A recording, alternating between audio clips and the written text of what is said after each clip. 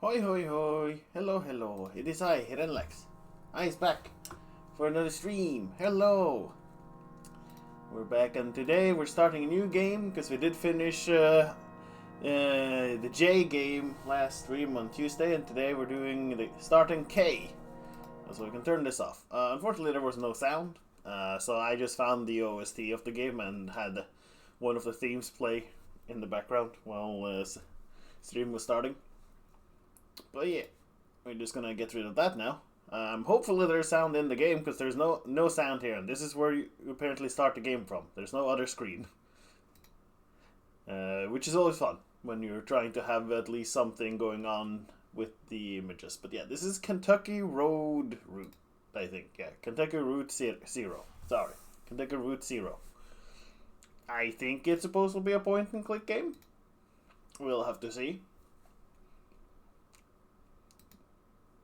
I have, as with most of these games that I've played, I have no previous experience with it aside from Battle Chasers. I had not played any of them, or no, Golem Gates I guess I had played a little bit. But yeah, Battle Chasers and Golem Gate I had some knowledge of. Then I'll have some knowledge on Monster Sanctuary. And after that, we're looking at mostly games that I have never touched. But yeah, let us begin. Hopefully it doesn't crash, because it crashed when I was trying to do the setup. Hello, Danla. Yeah, I'm just doing some talk about the stuffs first, and then we're gonna start. So we get to choose which type of media we want to save stuff in. Do we want to save in a notebook, a videotape, or an audio tape? What type of old-fashioned saving device do we wish to use? I do like videotapes.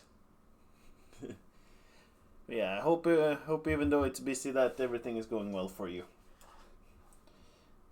Audio tape's kind of unique, but videotape's a classic. Yeah. You know what? Let's do audio tape.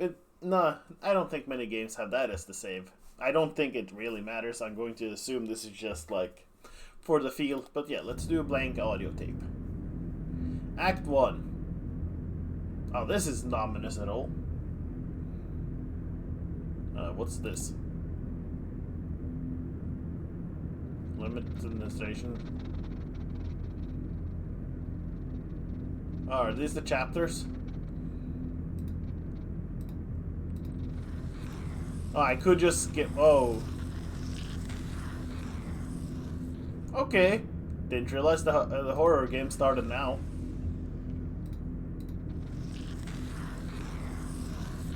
Yeah. Okay, so you can choose that kind of. Okay, well, let's go with Act 1. Hello, Craft. Yes, we will have chicken for dinner. I actually am going to have chicken for dinner. How are you today, Craft? We're starting game. We're starting a new game today. Kentucky Route Zero. We are on K, which I feel like I've had very good progress for my alphabet challenge stuffs. Hopefully that means we'll be done way before the end of the year, so I don't have to fail the challenge. All depends on the other games. Diesel engine rumble. Diesel engine rumbles. Truck. Dog. Oh, I can... Okay, so it's a point and click game, as I said. So we can look a little bit. A moving truck rumbles softly to itself, painted on its side, with the words Lysette Antiques, Furniture, Glassware, Curiosities. Okay. What about the doggo? An old hound in a straw hat. Oh, he has a straw hat! Both have seen better days. Aw, the doggo has a straw hat. That's cute. Okay. Oh. Oh, okay, I can like... So I can move a little. Oh, he's so thin, though! Can she?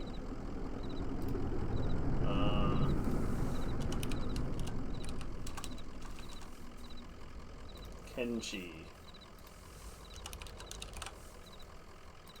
I have it on my wish list. It is it's like an it's like a sandbox game, right? Well, I already have this as the K game, so probably not. Maybe if I keep doing alphabet stuff, maybe next year, depending on if I get it for cheap. We could look at doing Kenshin next year. I don't know if a sandbox game really has like an ending is the problem. Because I kind of need the game to have an ending. Alright. Oh, I can go further to the right. We're just leaving. Oh, the highway. An interstate highway, 65, running from Alabama up to just shy of Chicago. It ought to be quitting time in this part of Kentucky, but the daylight just won't shake. The sun just won't go away. I'm sorry if you would want to see that on stream. Oh, thank you, phone, for telling me that I'm streaming. Appreciate it, phone. Okay, I cannot move. Okay, I can zoom in, but I cannot, like, move the camera much. Like, I can do this.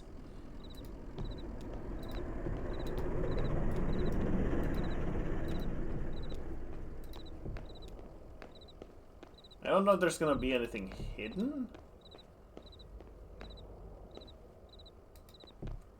It's a nice graphics, though. Very simple, but it looks pretty nice. Like the aesthetic. This is like a horse. I guess equus is like horse or something, isn't it? In Latin. Alright, attendant. Let's take a look at him. Joseph sits between gas pumps in a Queen Anne armchair. His hair is grey and his glasses darkened. Let's talk to him, I guess. Damn! Do you hear that wreck? Truck full of bottles. I don't know. Beer bottles, whiskey, lost a tire or something, and spilled booze and glass all over the interstate. What a mess. I hope they don't come down here looking for anything. You blew a damn fuse and it's all shut off. Did I hear a dog? What's your dog's name? Conway. His name is Homer. Her name is Blue. Just some dog. I don't know his name. Alright, we're naming the dog. What are we naming? We're gonna claim the dog. I don't care if they're skinny and stuff. It's our dog. Are we calling the? Is it a male or female dog? So are we calling him Homer or Blue? Vote now. First person to say the name in chat gets to name the dog. Is it Homer or Blue? He or she?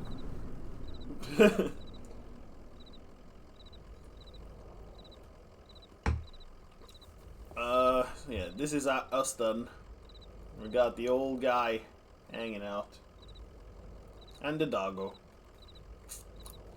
Who at least looked like they came out of the car with us. Let's see, we'll wait 30 seconds. We'll see if anybody is here to give a name to Homer or Blue, or I'll just randomly pick one. Eeny, meeny, miny, mo.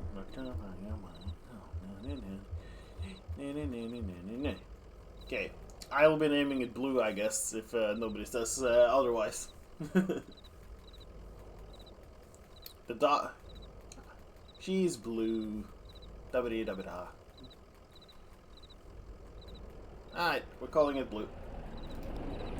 Her name is Blue. Blue sounds like a sweet old hound. I used to know a dog like that. Hey, here's some jerky for Blue.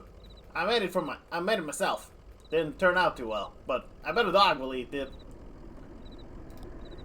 Getting late, right? I can feel the sun on my neck. I bet it's just a few feet off to the horizon.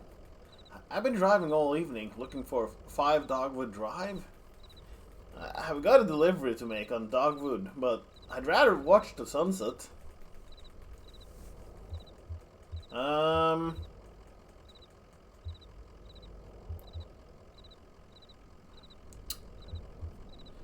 Let's go with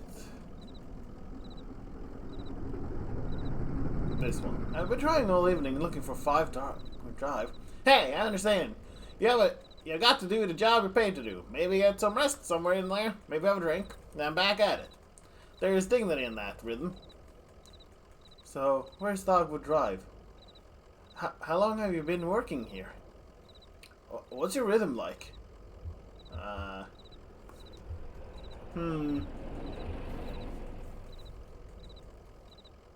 How long have you been working here? I've been working here a number of years. It's pretty okay. You know, I have an advanced degree in a few publications. It's pretty okay here. Listen, young Blue would have been driving up and down 65 all night. Dogwood Drive is on the other side of... Well, to get there, you've got to take the 0. Why is that?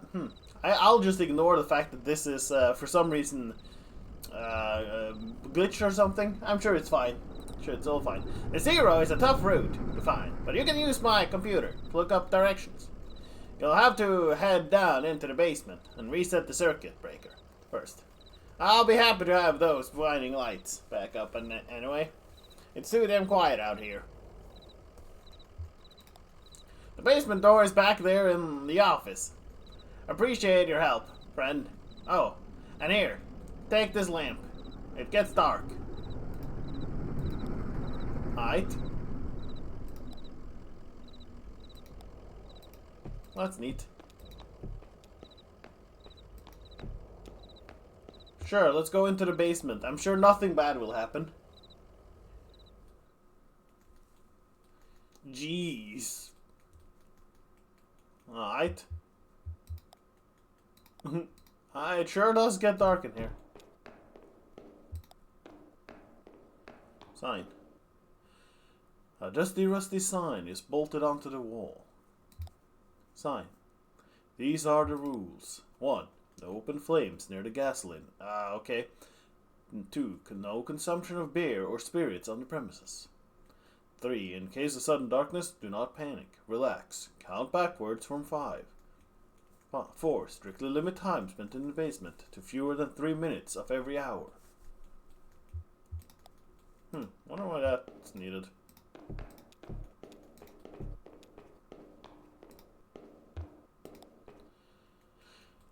Emily, Ben, and Bob sit in folding chairs behind a worn card table.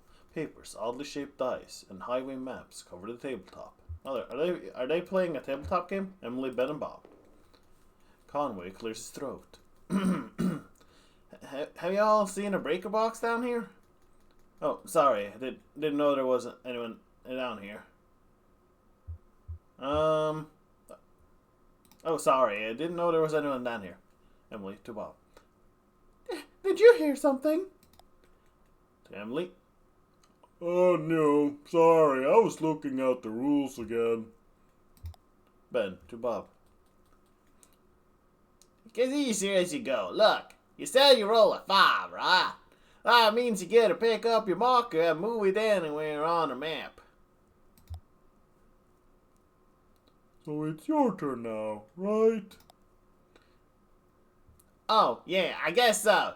Where'd you put a 20-sided die? I don't see it. Did you drop it? It should be easy enough to find. It glows in the dark. Well, that was helpful. Thanks, guys. Get no response. I just need to get by you for a minute. Did you lose something? Because no response from the people at the table. Did you lose something? I think it rolled down off the left there, but I don't see it. Well, I'm not going to go looking for it. It's too dark down there. One of you go down and get it. And I'll just study the rules here. See? Is this annoying? Is this annoying? Is this annoying? Notice me!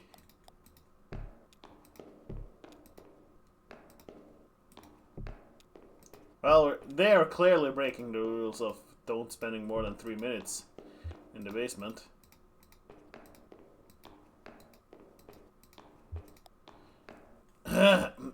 Come on.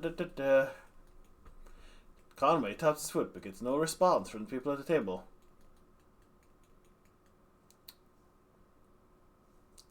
If I can hit that breaker box, I can get the lights back on. What kind of game is that?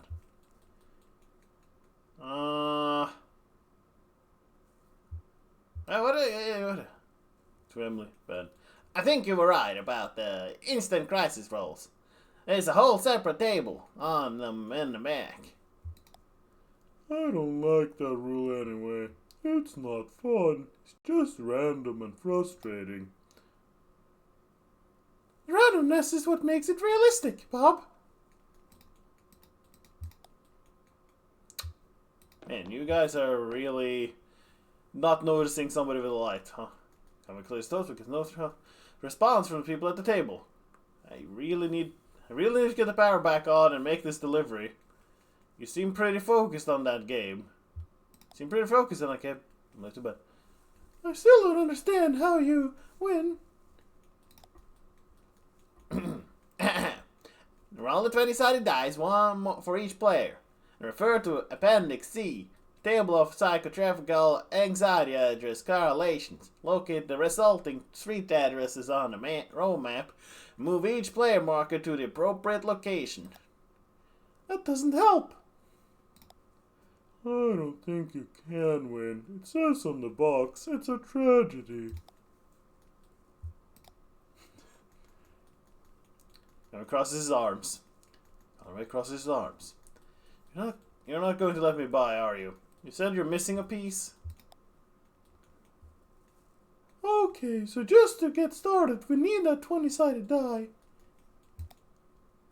Yeah, that gets it on the road. Well, hopefully. If you roll a 1, you drive into a ditch. If you roll a 2, or a 9, or a 12, you have to write down a new anxiety and roll again. If you roll a 5, you get to move your piece anywhere on the map you want. What about all the other results? Bob, go get that die. It's too dark down there. Well, that should make it easy. The damn thing glows in the dark.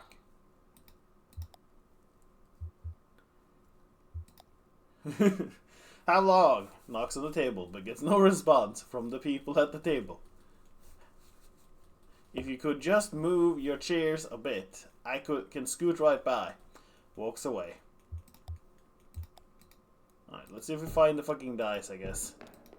I've been here more than 3 minutes at this point. Okay, same.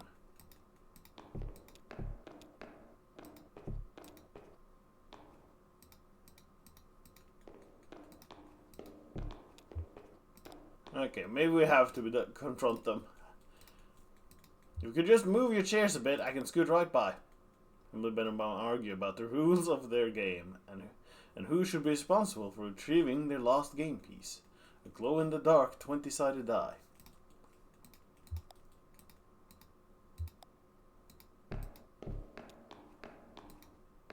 There it is.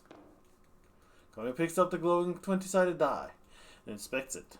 The number 5 is facing up. It's just a small piece of plastic, but it has a reassuring, almost comforting weight. He places the object in his jacket pocket.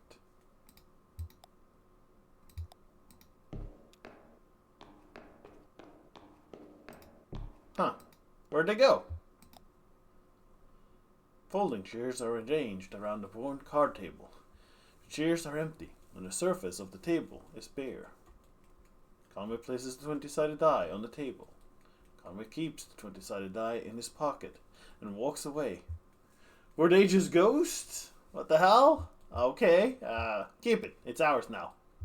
They left and... finders keepers. Breaker. Let's turn this back on. Yay! Now there's light everywhere. Hopefully I haven't spent too much time down here to where I've gone insane or something. That'd be unfortunate if I had gone insane already. Look how nice it is.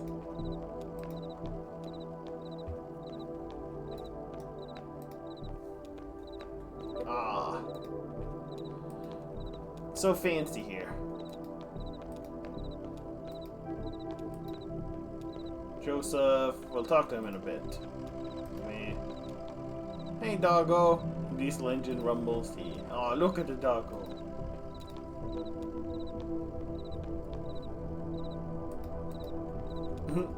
Is that a tractor? Alright, Joseph, I fixed your thing. Tell me where it is. There it is. Just listen to those lights, one. Yeah. Well, I'd better get those directions and head to the zero, if you don't mind. There were some people down in your basement playing some kind of game, but they're gone now.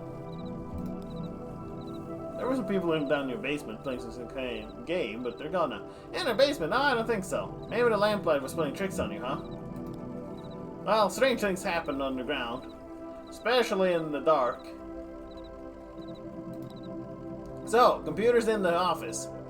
They're looking for Marquet. She knows her way around those roads. She'll get you to the zero. The password is, what was it again? Damn. I usually just feel it out. Muscle memory. You know? It's kinda long. Kinda like a short poem, I think. One of those short poems that really sums it all up. You'll figure it out. Sure I will. I'm a smart person. Computer. Conway taps a key, waking the computer from its reverie. Computer. You, sir. Conway typing. Conway. Joseph. Well, it's not gonna... Can't you use me? Password. Conway typing. Wheel slide loose. Typing. The stars drop away. Typing. I talk and listen to him talking. The stars drop away. Conway typing. Nobody saw the stars drop away. Nobody saw the accident. Oh god. We need to match these or something. Stars drop away. Nobody saw the accident. The moon throbs. It's late. The stars drop away. The moon throbs. Typing. Just breathe. Road. The lights whine. It will only get later. The stars drop away. The moon throbs. The lights whine. Password, except... Yeah, I'm sure that's, exactly. Hey! How's it going in there? Figuring it all out? Sure you are. Typing. Messages. Typing. Address book. Typing. Games. Typing exit. We gotta see what games he got on this thing. Computer. Games is not real. Okay, messages. Messages. Message 1 is from Donald at hotmk.mail. Message 2 is from accounts at consolidated.mail. Read message 1, read message 2, read message 1. From Donald hotmk mail. Subject fragments dim of lovely forms. Joseph, I know it's been a while, and I know you're still sore, but there's a whole world in here, and we need your help to unmask it. Yes, the caves are cold and damp, and we are old and lame. Never mind, I can't remember why I even started writing this. I miss those days in the lab with you and our dear Lula. Maybe you've found your own Zandu. Well, so have I. End of message. Message 1 is from Donald at MK Mail. Yep. Let's read message 2. From accounts at consolidated.mail. Subject, account standing, urgent.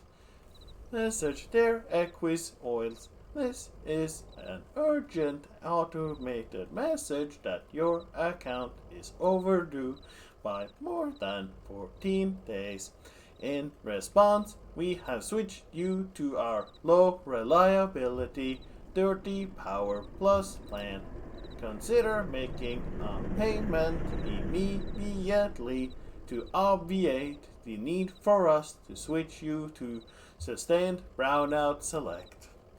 Sincerely, your friends at the consolidatedpower.co. End of message. Exit messages. Address book. Computer. Address book. Typing 0 Dogwood Drive. Marquee. Dogwood Drive.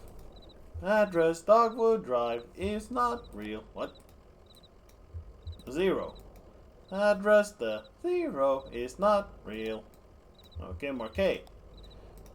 Marquee Residence 100 Macondo Lane. Head northeast on 65 and turn left as soon as you see that ugly tree that's always on fire.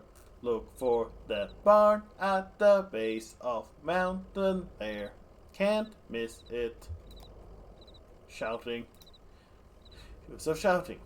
Got it? Out there on the Macondo somewhere, right? Yeah, that's it.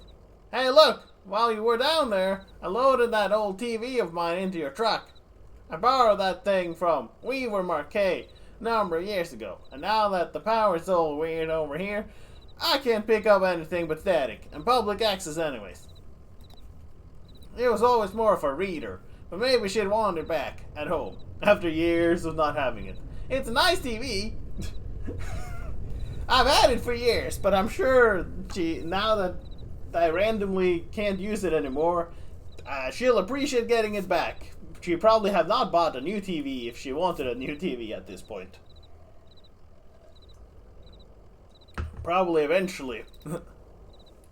Alright, well, that was nice. Hi, Joseph. Hey, you know you are getting, like, screwed over in terms of money's on. Sun's gone down. You and Blue better get on that road if you're gonna make your delivery. Hey, Blue. Conway scratches behind Blue's right ear. How's it going, Blue? Take it easy, Blue. How's it going, Blue? Oh, how's it going, Blue? How's your good little puppy? What do you think of this place? How about a treat? Take it easy, Blue. How about a treat? Here's some jerky from the gas station, attendant. Here you go. Now, let's save it for later. No, Blue can have it now. I'm sure I don't need it for later. It's a bit odd. It's a she, but okay. It reminds me a bit of your old man era. I mean, it's a she. Why are we calling him a he? It reminds me a bit of your old man era. You miss that guy? He was a good man. A good boss. You miss that guy, Blue? What do you think of this place, Blue? What do you think of his place? It's odd. I never noticed it driving by. Seems like they're really on the rocks. It's odd. I never noticed it driving by. Huh. Alright, Blue. Let's go. Conway is ready to leave. Conway lingers. You know what? Linger. Let's see. Is there anything else that will pop out now that we've done like everything?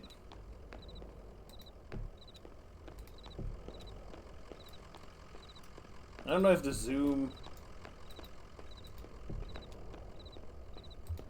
Oh yeah, do you have anything else to say? The sun's gone down. Nope. Okay, nothing else here.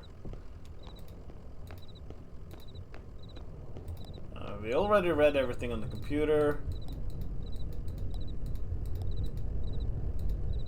Yeah. Anything new in the basement? Are they back? I want to play the game they were gonna play. That'd be nice.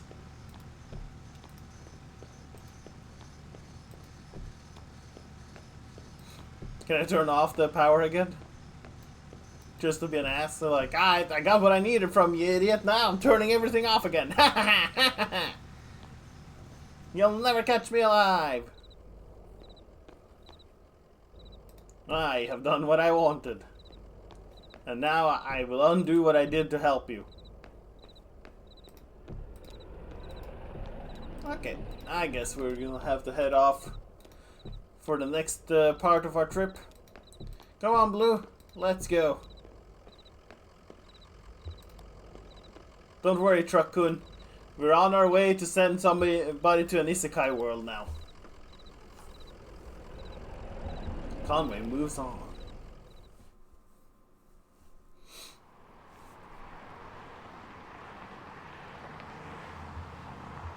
Okay. Marquez Farmhouse, direction from Marquez Oil.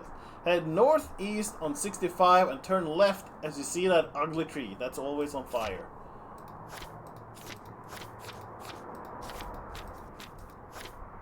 Okay, we don't know anything about Dogwood Drive. We have the 5-sided die. Ooh, we got a 9. Come on, 20. 7, no. Come on. Nat 20! No! Come on, Nat 20! God damn it. Oh, almost a 1. Come on! Damn it.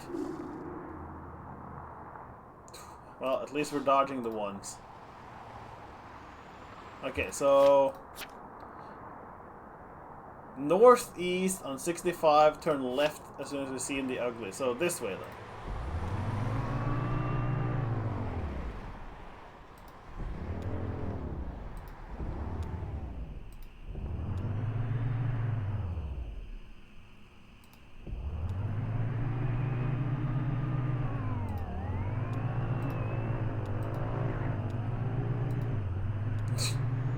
We're driving in circles.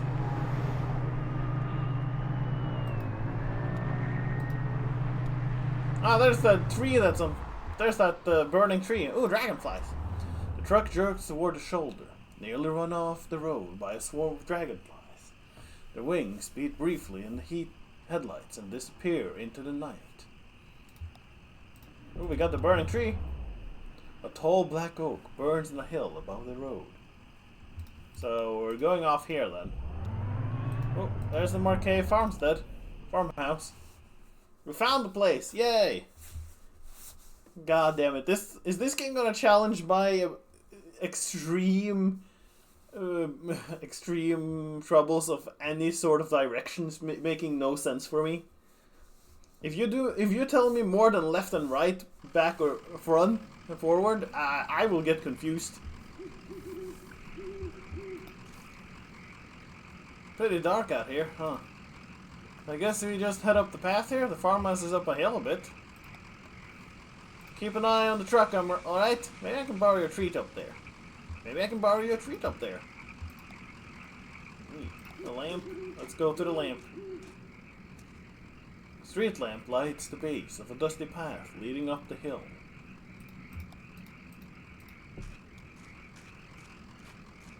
Don't worry, Truck-kun. We'll come back later.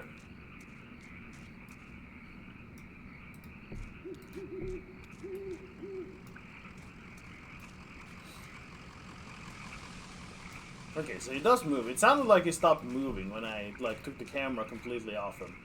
Okay, didn't seem to be anything. Quite the point of view we have of him.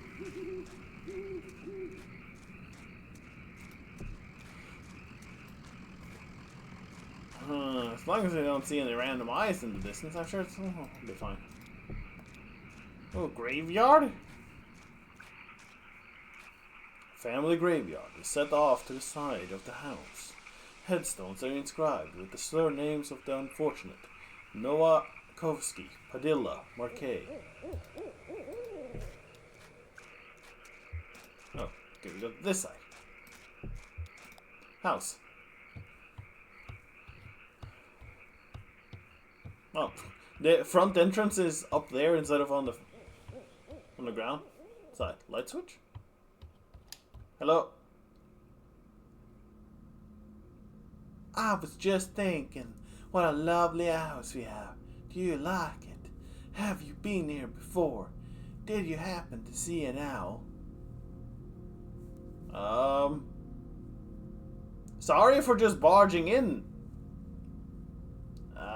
I have a package. I've never been there before. I know. It must seem very strange to you. I was here when this house was built, so it's never been strange to me. I mean, it doesn't look that strange. There used to be another house here, but we had it destroyed, and we built this one. It was very expensive, and we got quite underwater. I mean, I wouldn't call this strange. Okay, maybe... I don't know, like, as a whole, not really that strange to have the garage in the house itself either, I feel. It might make it smell a little bit much like a car. So I wouldn't do it personally. Feel like it's better to have a garage and the house separate, but hey, I guess you have everything in one. Also, probably a lot colder in general, because the garage gates usually can't close as good as the door. What do you do for work? Is it too difficult, or do you like it very much? I was once a mathematician. Are you looking for something in particular here? I drive deliveries for a small antique shop. It's better than being in a ditch. I'm looking for the zero. I drive deliveries for a small antique shop. I believe it's hard times for a small antique shop. It's hard times everywhere, even out here on our little farm. My parents stopped paying the bank a while back. I shouldn't even be here, but I just stayed. I have some notebooks. I'm only a little bored. I might prefer to watch TV occasionally. Joseph says you're too smart to watch TV. Actually, I have a TV here that I think belongs to you. Will you please set it up? Then I can explain to you how to get where you're going. The zero. I know. Sure. Sure, I'll set up the TV for you. I saw your name on a gravestone. Are you Marquet? Or is this just the Marquet homestead? I think your house is disappearing. You were... That's not how it's supposed to look. You've made a mistake setting it up. Is it a foreign object to you? Which of your parents was it who wouldn't allow you to watch television? Ma thought she heard ghosts in the static. Dan thought it was radioactive. I know how to set up a TV. And old Pa, he always said, that TV will melt your brain because it's radioactive. I thought it was radioactive. I know about that.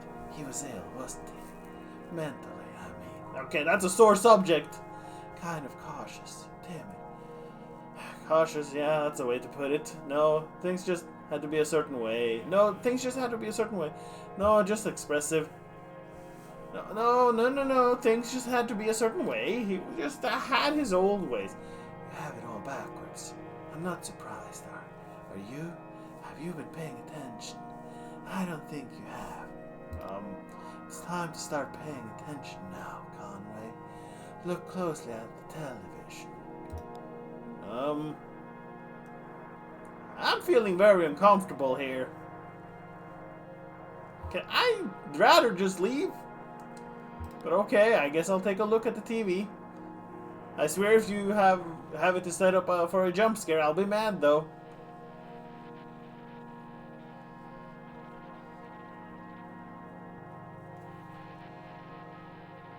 Okay, we got a couple of horses. Hey, wake up. You spaced out for a minute there. The picture on the TV. What do you keep out in the barn? The picture on the TV, the TV is picking up the wrong signal. My cousin Shannon would know more about it. She fixes TVs for a living. Well, she used to. I think the new models are giving her some trouble. So, I really just need to get to the zero. Your cousin? Your cousin? That's my father's brother's daughter. Shannon. We're about the same age. Well, Used to be. She's older now. I don't think that's how it works. She has a workshop up north a ways, by the lake, right where Peonia and Max Road meet. It's a big bait and tackle shop. She fixes TVs in the back. Do you like fishing? I mean, I don't hate fishing. I think it's neat. I mostly fish just to relax, though. Honestly, I'm not convinced you should bother with the Zero. Much rather you find my cousin and fix my TV. But I'll get you headed the right way. So, it's pretty easy. Get back on 65 heading north and take the first right after the artificial limb factory. From there, your arrive at the Zero is basically inevitable. Nice to know you, Conway. Keep your eyes open, especially in the dark. Why does everybody keep warning me about the dark? I feel fine. The dark doesn't scare me. Right? Oh, huh. Should I be worried that it looks like this place looks much worse suddenly out of nowhere?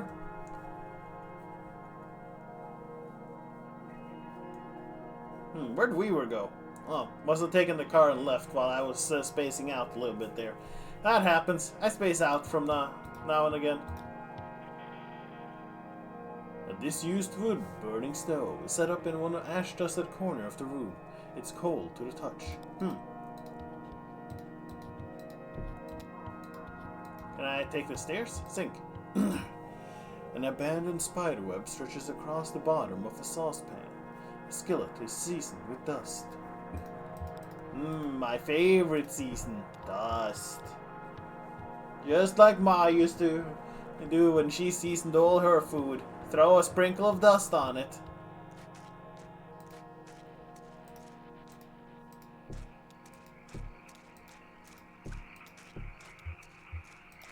Did any more names get added? No.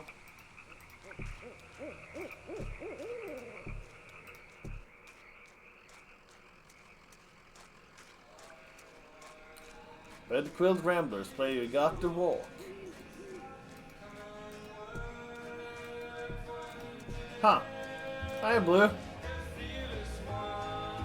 Oh, that's neat. Them horses out behind the house. I just met the strangest lady. There's some horses out behind the house. Remember the horses you and Lisette and Ira had? I guess they don't sleep in the barn. The horses you and Lisette and Ira had. I miss them sometimes, the horses. Yours didn't like to sleep in the barn either. Why are we talking to the dog as if the dog they're a person?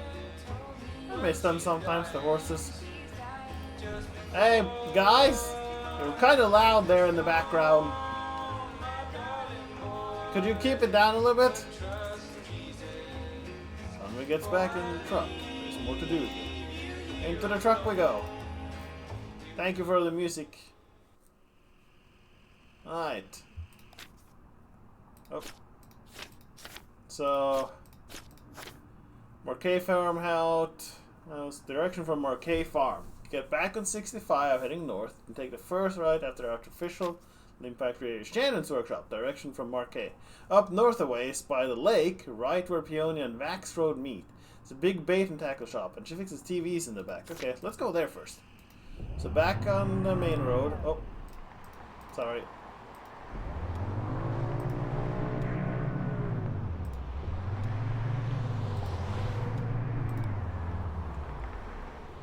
Creek runs alongside the highway and then turns toward a dirty brick building. A grinding drone from within the building is faintly audible from the interstate. Floodlights at the lawn illuminate smokestacks. At the edge of the building's parking lot, a large sign, partly obscured by trees, reads, Ammer. Oh, sorry, I got, you passed me, don't worry about it. I'm just stopping here to read the sign. Ammer Artificial Limb Factory. Alright, let's look at my notes again, shall we? Okay, so up north a ways by the lake.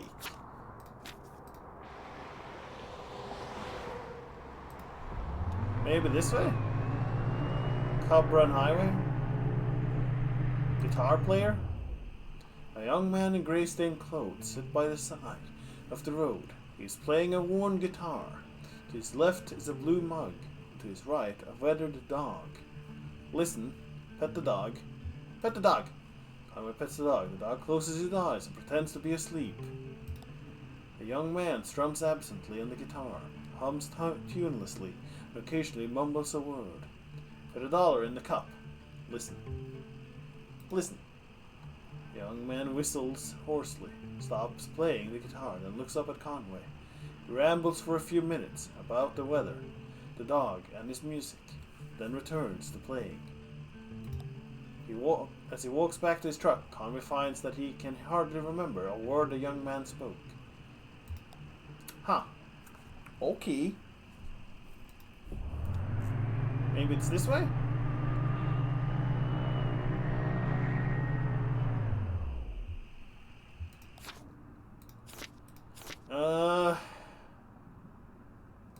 Oh, this is where we want to go.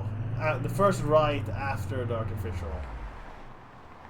I need to go to a lake.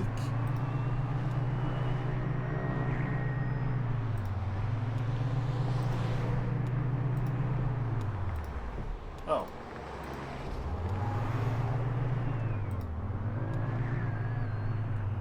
Priceville Road. Priceville Road. Raider Hill Road. Wheeler Mill. Where was it? Right where Peonia and Vax Road. Okay, so I need to find one of those two. Peonia and Vax Road.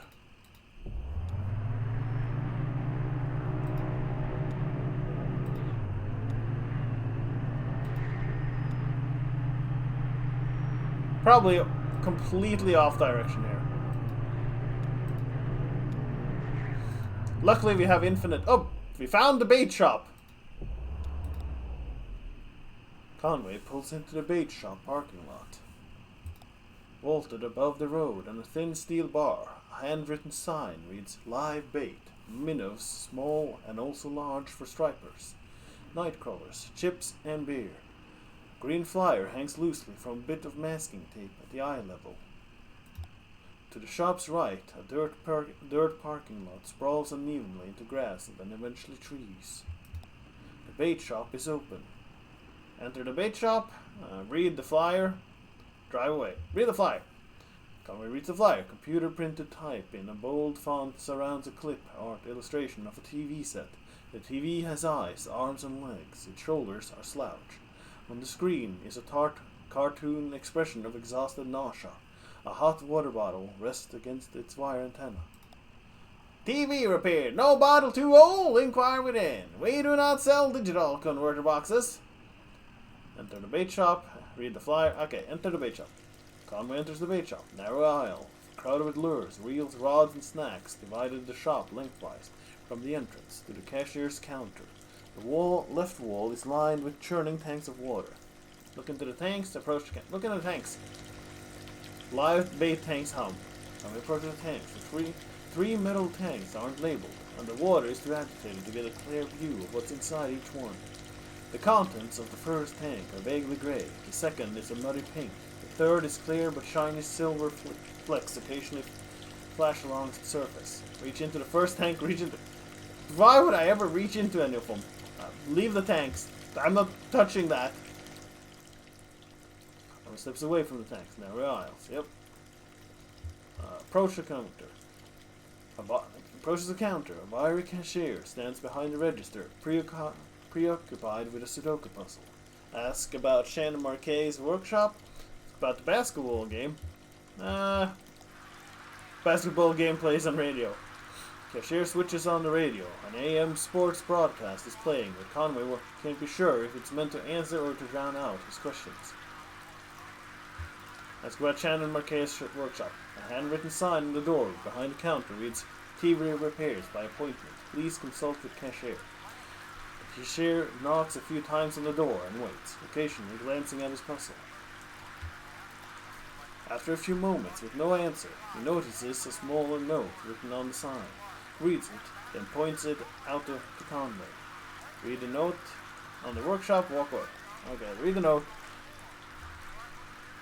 Weaver, I got your message. I've left for the old mine. Don't know if I'll see you there or what. Ready either way. Shannon. Read it. Alright. Post counter. I've left for the old mine. Don't know if I will see you there or what. Okay. Walk away. Ah, fuck it. We go to the tanks. Look into the tanks.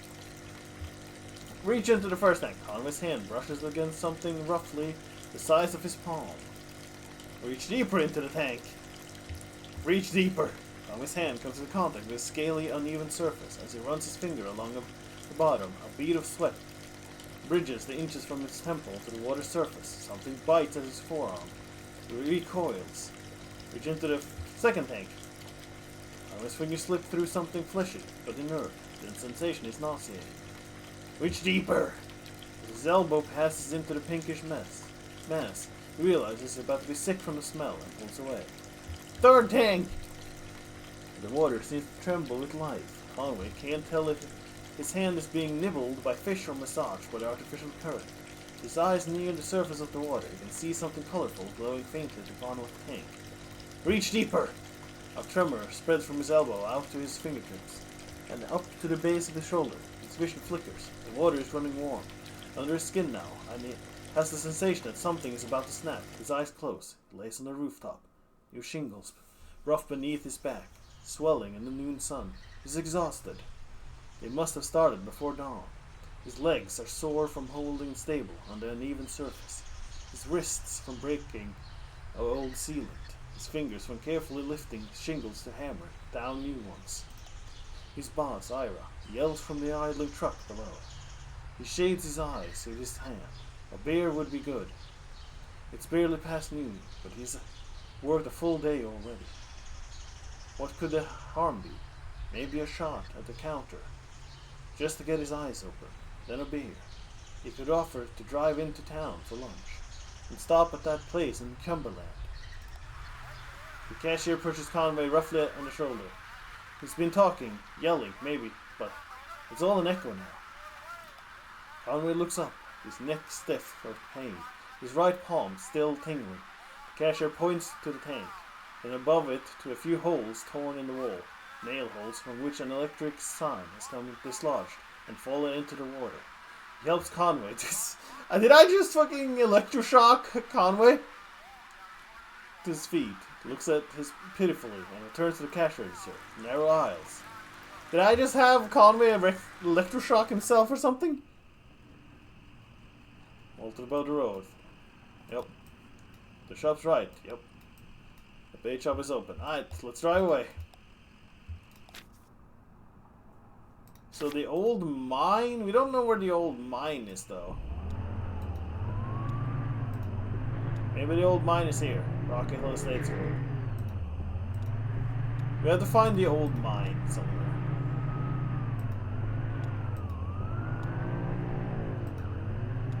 Ooh, an airplane. Let's stop at the airplane. Two shirtless, shoeless men push a light aircraft along the highway. Occasionally, one or the other slips a bit on the sweating asphalt, or stops to pull back his hair. The men are nearly broken wheels. The rubber is almost worn away.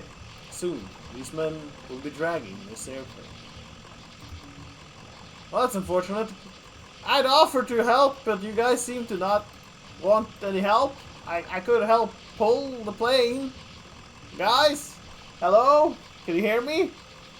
You want me to... I have some rope in the back of this truck if you need to get pulled instead of dragging the plane along.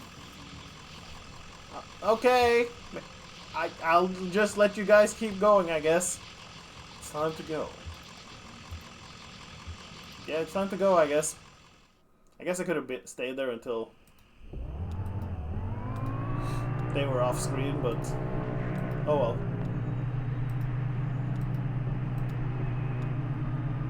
Oh, there's a church here. singing chorus echoes from within the church.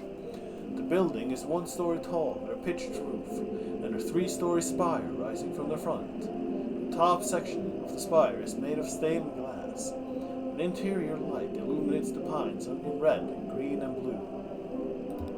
A large LED display glows in the parking lot. A light of the last great awakening, Baptist Church. Let's listen. Conway stands and listens to the chorus. The muffled chorus drones at a steady volume, repeating the same 2 verses without rest. Sure, what's the worst that can happen from going into a church? Approach the church doors. The front doors of the church are modest and worn. They are locked. Walk around the rear of the building and listen. Walk around the rear of the building. A ramp leads up from a few distant metal trash cans to the church's back door. Look in the trash cans. Enter the church's back door. Look in the trash cans. What do these guys throw away? There's a few of the trash cans and looks in. One has a bit of something leafy and rotten stuck to the bottom of it. Another's full of labeled videotapes. Enter the back door. I'm sure it's not the satanic cult church or anything. Pushes open the back door. He finds himself in the kitchen, lit by a buzzing fluorescent ceiling fixture. On the counter are a plate of moldy bread and an empty Dixie cup flecked red around its waxy rim. A set of swinging plastic doors on the far left wall lead out of the kitchen. Walk through the plastic doors, walk back inside. Walk through the plastic. Pushes open the plastic doors and walks through. Vacant pews sprawl unevenly into the church. A small raised stage lies to Conway's right, bare except for a tape recorder. The tape recorder's power cord runs to an outlet near Conway's feet. Unplug the tape recorder. Go back to the kitchen. Unplug it. The singing stops. The lights fail. Well, I just took out an entire church in my own curiosity.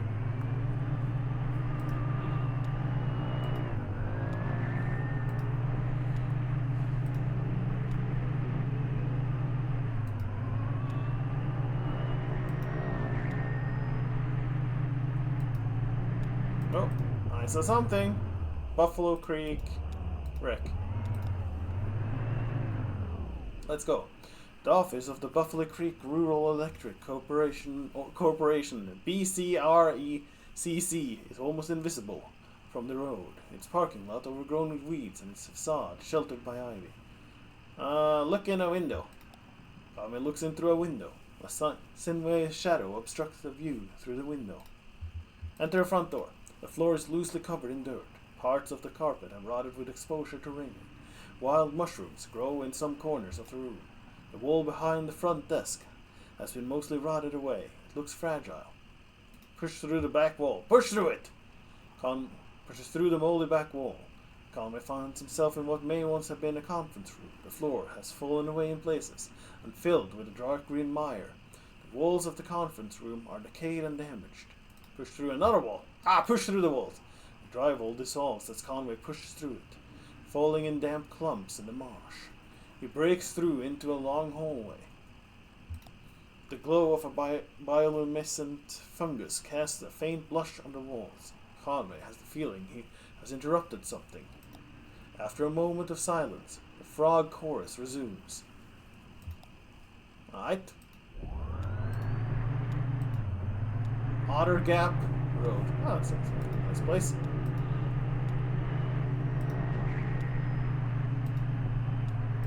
Interstate 65. Back on it. We're leaving. This place is too crazy for me.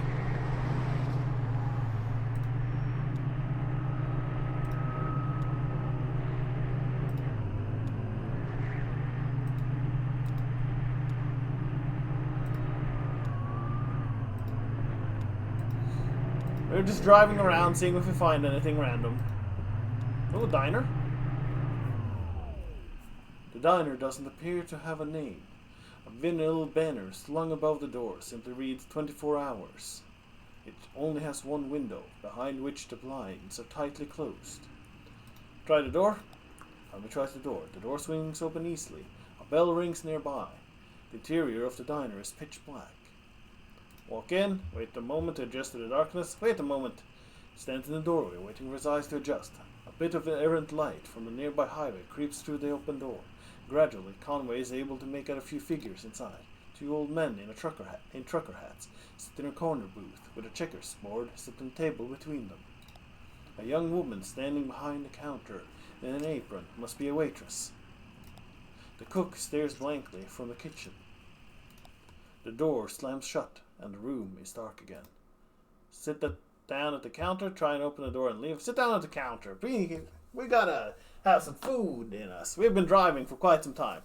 Walks in the direction of the counter.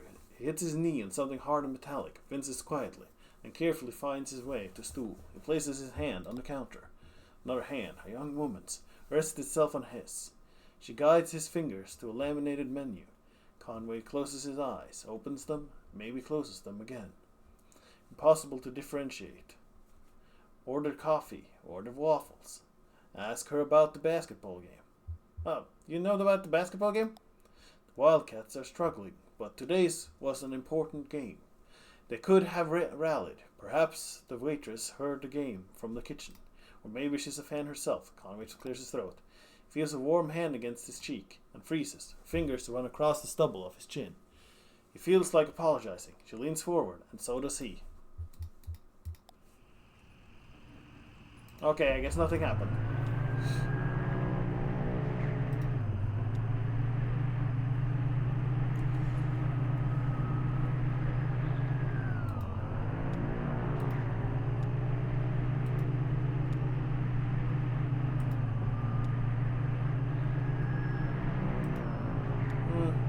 I don't know how close you have to be to something for it to really pop up, but I feel like I would have been close enough there.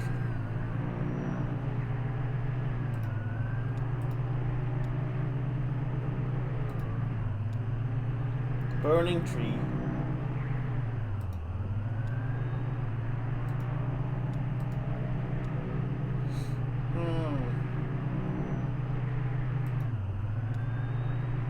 Down here we go.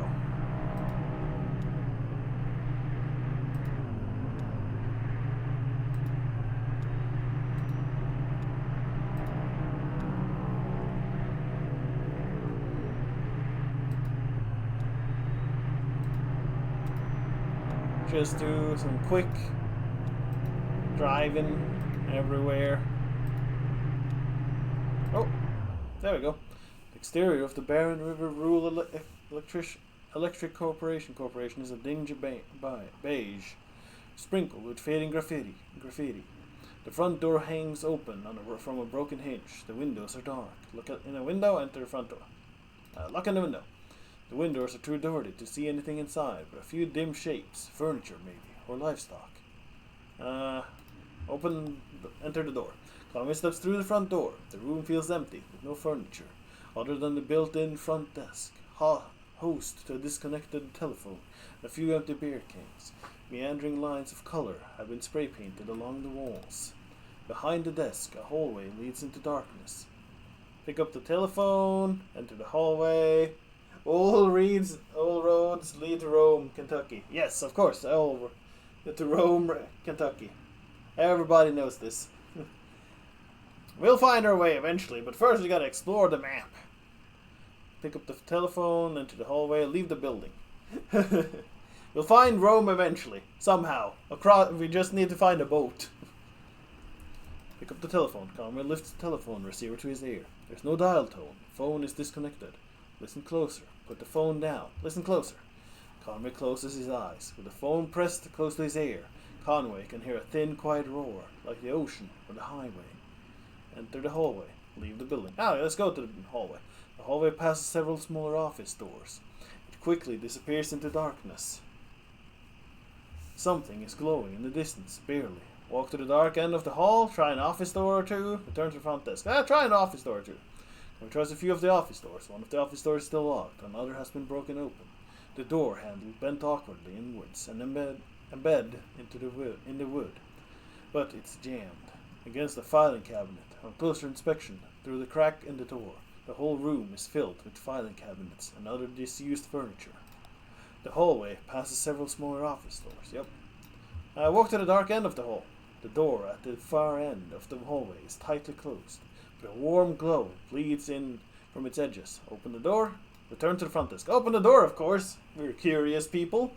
Conway opens the door at the end of the hallway. The handle is loose, and the door swings open easily. The hallway fills with warmth, light, and the smells of smoke and coffee. About a dozen men and women sit around a campfire in the middle of a large room. Cubicle walls have been cut into pieces, some leaning up against the walls, and some arranged into stacks of firewood. One of the women waves to Conway, and offers him an empty chair. It's missing wheels, but it's comfortable and easily adjustable to his height. Someone takes a pot hung above the fire and pours coffee into a styrofoam cup. Conway accepts it, and they all return to watching the fire.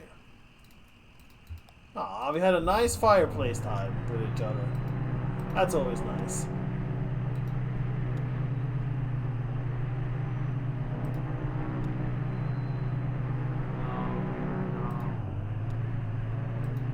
Okay, let's double check that the mine wasn't somewhere here. Oh, there's a museum. A sign in front of the building just reads museum. The lights are off, but the front door is open. Enter the museum? Yeah, let's go into the museum. Nothing bad ever happened. There are 22 Romes in America. Well, eventually we'll find a Rome then, I'm sure. We'll find all of them. Conway steps through the museum doors. A few feet inside the museum doors, the ambient sound of the highway drops sharply away. The room is cold, dark and still. A book lies open on a table in the center of the room. It just matters which Rome we find. An open hallway extends to the left. Large glass doors bar the path ahead. Walk through the hallway, walk through the glass doors, look at the book. Look at the book. Conway takes a look at the book. There's no title on the book's spine or cover. A 3-word phrase written in pencil on the first page. It's smudged and indecipherable. On the first page, someone has left an ink drawing of a horse. Several dozen blank pages later, the end of the book is an elaborate ink drawing of a one-legged man working an antique adding machine, surrounded by whiskey bottles. Walk through the glass doors. The glass doors won't budge. To apply you any more force would likely break them. Force through the doors! Conway placed more force to the doors. Just don't confuse Rome, Ohio with New Rome, Ohio. Okay, I'll try and not do that. I'm sure they're very different places. The glass shatters somewhere ahead. A light switches on. After a moment, it switches off. The room is dark again, and the floor is covered in broken glass. Yeah, no, we gotta find the right Rome, but I'm sure they're very similar and not at all different, all of the Romes. Walk to the hallway, walk through the glass doors. Walk to the hallway. Walk to the hallway to the left. Conway's step echo against the hallway's marble floor and arched ceiling. Plexiglass boxes line the walls. The hallway dead ends on a darkened display case. Look at the boxes on the walls. Look at the darkened display case. Examine the darkened display case. The display case is several yards wide, but just a few feet off the ground. It's unlit, and back in this corner of the dark museum, very little moonlight creeps in. A gold-plated plaque on the surface of the case is a bit easier to read. It recounts a short history of fowl hunting in the region, and then speculates abruptly about the nature of addiction. Look at the boxes, sure. Examines the boxes on the walls. The first box, just a few feet into the hall, contains an assortment of bird wings. Some are missing feathers. One large, brightly colored wing almost glows in the moonlight. Its feathers are intact, but a piece of bone pokes awkwardly out from the tip. Alright. Conway returns to the entrance. A book lies open on the table in the center of the room. Open hallway. Right. No, it's just return. We can go back here. We're a little light. Feel the walls, feel the floor, feel the walls. Runs his hands along the walls. The walls are completely smooth and strangely warm. Conway can feel his breath and sweat condensing on the surface. Feel the floors. Conway kneels and runs his hand along the floor. The floor is completely smooth and strangely warm. Conway can feel his breath and sweat condensing on the surface. I just hope our boss doesn't suddenly call us and like, where the hell are you? You're like 10 days late for the delivery. What do you mean you stopped at like every abandoned house on the road? Why are you in a goddamn museum touching the floor, the rotten floors? Turn to the entrance. Alright, sign in front of the building. It's museum. Alright. Found the museum. Who knows? Maybe we have to go back here at some point. Just our boss, like, super mad at us for not delivering the package on time and wasting time on random shit.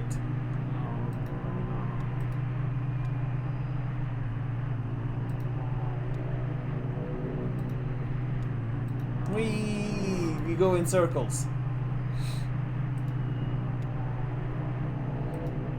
Union Light Dog Creek Road. I wonder if the... Oh, that's the bait shop.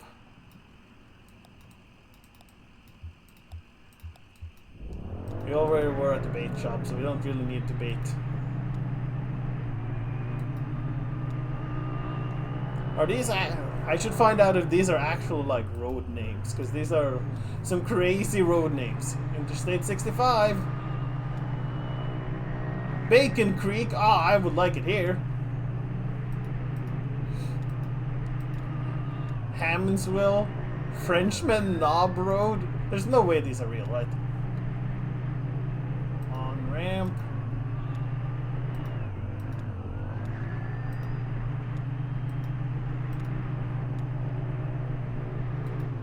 I'm supposed to take first and go to the ramp, I'm pretty sure.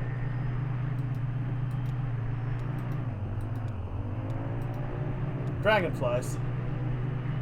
More dragonflies. Oh, the dragonflies got away.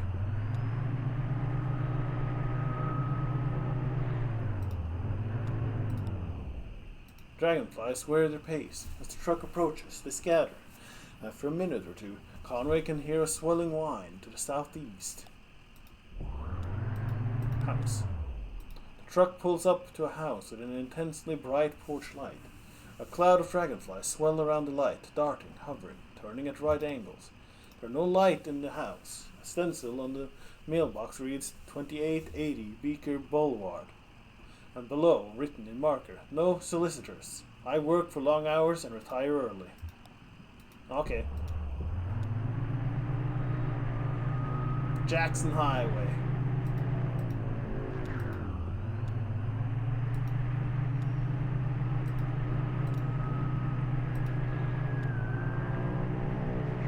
I'm just seeing if I can find a mine somewhere.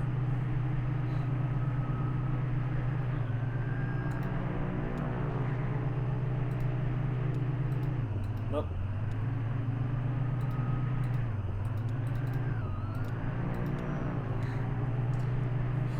Come on, where's the mine? I know there's a mine somewhere. Pretty sure we've been here before though, so...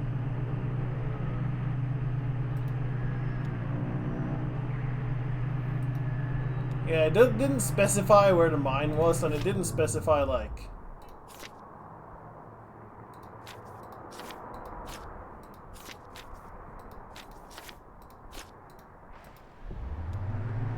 anything where it actually was, so...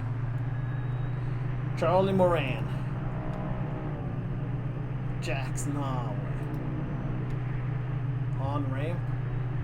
Hardywild Road. Okay, on ramp. I guess. Maybe the Act 1, Scene 3. Okay. That's good. It's progress. I wanted to find the mine, but hey. Elkhorn Valley. Okay.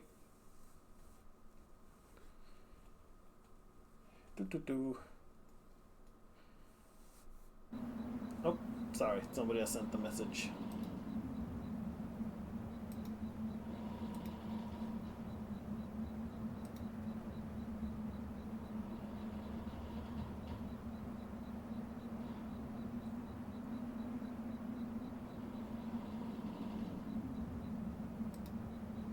Okay, nothing too important. Alright. Blue. Hey, Blue. You know anything about this place? Conway brushes some dirt off Blue's hand. How's it going, Blue? Take it easy, Blue. How's it going, Blue? Huh. Not sure that lady was right about the on-ramp to the zero being here. Hey, you got something on your hand. Been digging in Lysette's flowers again? Oh, you scamp. What I love about Wikipedia is that you start with Rome and end up looking at a picture of Pentonville Anti-Horse Thief Society of Adams County. Ah, perfect. Yeah, there. You talk about rabbit holes and stuff, and Wikipedia is like the rabbit hole you can fall down into if you just keep clicking. Oh, what's that? Oh, what's that? Oh, what's that? I wonder where that takes me. Oh, I wonder what this is about. Suddenly it's 10 hours later and you have no idea what you're even reading about anymore. Been digging on Lysette's flowers again? She just can't keep you out of there, can she? Well, I used to yell at you. You'd think he was losing his mind. Ah, she just can't keep you out of there, can she? Ah, you silly scamp, Blue. Don't worry, Blue. I'll be right back. Probably. You know what? I feel uncomfortable here. This looks like it defies gravity or something. Conway gets back on the road. Let's go a quick trip on the road again.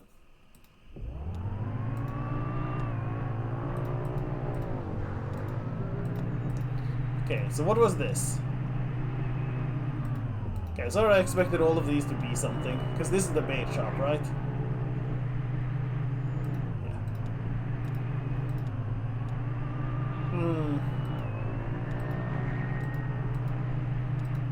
I expected all of these to be something. What was this? Was this nothing?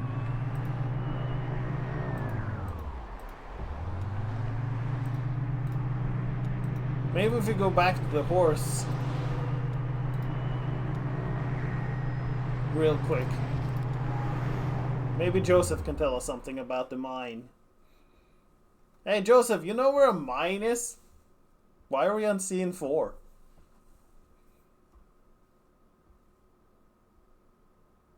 What did we do to progress to scene 4?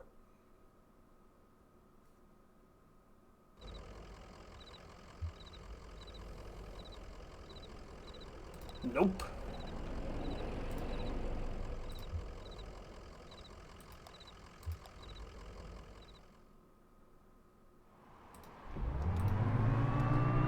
Goodbye, Mr. Botti. Alright, never mind, we're going to the on-ramp after all.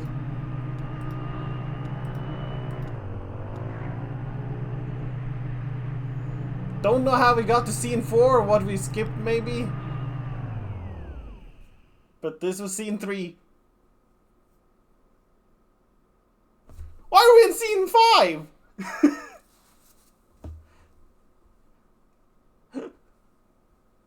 Nothing has happened. Did I break it? Am I supposed to have done things?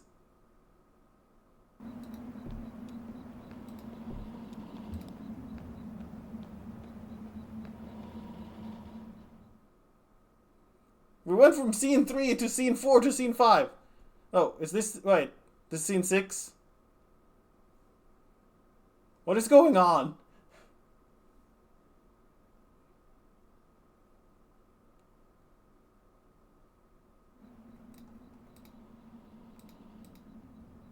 Shannon speaks into a large brick cell phone held up to her ear. It's $200 for 2 weeks. Yeah, it's kind of an emergency. No, it's fine. I'll figure it out.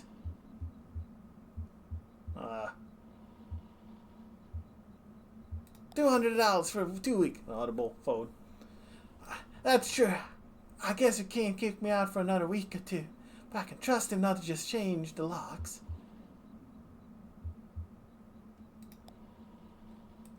Yes, and I appreciate that, but... Okay, you're right. Just, never mind. I have to go. Sorry. Yes, and appreciate that, but... Okay, I'll talk to you tomorrow. Love you. Forget it. Bye. Sure, she loves it. Hangs up on the phone and puts it away. Hi there, I'm Conway. Stranger. Wait. Am I playing as Shannon now? Conway. Excuse me, ma'am. I saw the light was on and I'm looking for the on-ramp to, You had to kick me off the property? Didn't believe in ghosts. Well, let's say I don't believe a place can be haunted, if that's what you mean. What about a person? Can a person be haunted? No, that's not what I mean. Can a person be haunted? Sure, guess a person could. Sometimes I feel haunted myself.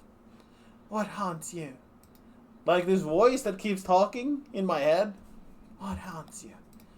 Bad decisions, I guess. Wasted youth, huh? Well, look. Here's what it is. I drive deliveries for a shop called Iset's Antiquities, and I'm trying to finish the job. You're making a delivery to the mine? What kind of stuff are you hauling? No. I have a delivery for 5 Dogwood Drive, and I can't remember ever seeing that address before. Now I heard I need to take a highway called the Zero. So I met this young lady named Weaver Marquet, and she sent me to this way. And so here I am, coming kind of place for an on-ramp. But that's what it's been like so far anyway with... What? Weaver Marquet. You know her? Zero. Is that around here? You know her? So you saw her tonight. I know Weaver. She's my cousin. I'm Shannon Marquet. Oh, you're the one who fixes televisions. Get it. She tricked me. Oh, you're the one who fixes television. That's right. Did she tell you that, too? Of course she did. Weaver doesn't lie. One time, when we were younger, she told me my dad had been in a terrible car wreck. There was crushed metal everywhere, and we'd be hearing it echo through the house for years, she said. I was very upset, crying, and then my dad walked in the door, just come back from a trip to the junkyard, collecting scrap metal to fashion into wind chimes. I was angry, but she said it wasn't a joke, and it wasn't a lie. At the time, I thought she meant it as a riddle or a puzzle. But Weaver's not a puzzle. She's a mystery. So maybe the Zero is down here somewhere? So what are you doing here, Shannon?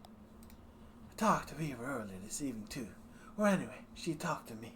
It's hard to tell if she's listening sometimes. Weaver told me I had to come down here to the old Elkhorn mine. She said I'd find something I've been looking for. Did you see Weaver? What are you looking for? What did you see her? At my workshop, she just disappeared. I hadn't seen her since a long time. It's not such a bad thing, you showing up now. All told, I'd rather not go down there alone. Your dog should stay up here, though. It's no place for a dog. This is an old mine. It runs pretty deep and tangled. If we're going to go down into it, find your on-ramp and whatever else, we've got to keep our bearings. I don't want to get turned around. I've got some gear here to measure conductivity, frequency response, stuff like that. Maybe we can find a way to put a signal out ahead, do some analysis, and figure out what kind of topology we're up against. Topology, okay, sure. Let's look around. Alright, sorry, Blue. Go stay here, little buddy. Don't worry, I'll be right back. No, Blue, you gotta stay here. You can't be coming into the mine now. Please stay here. Okay, you can follow us to the entrance of the mine, but no further. Okay, Blue, you stay back. There you go. Good girl, Blue. PA.